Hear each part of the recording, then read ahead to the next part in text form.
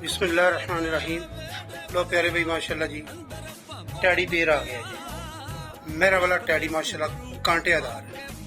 Salina show करो मेरे भाई माशाल्लाह जी माशाल्लाह। ब्रीडर जोड़ा होएगा जनाब है, अंडे बच्चे की गारंटी होगी, अल्लाह की मेहरबानी।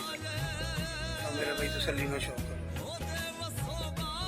फोन नंबर और व्हाट्सएप नंबर सेम होएगा 0305 61 38 421।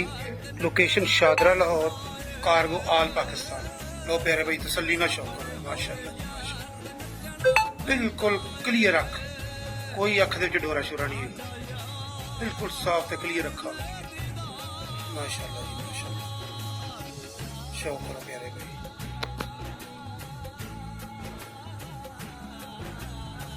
लो जी तसल्ली ना शौक करो दोस्तों माशाल्लाह जी माशाल्लाह। स्टैंडिंग देखो कैसी तबाह कौन स्टैंडिंग है।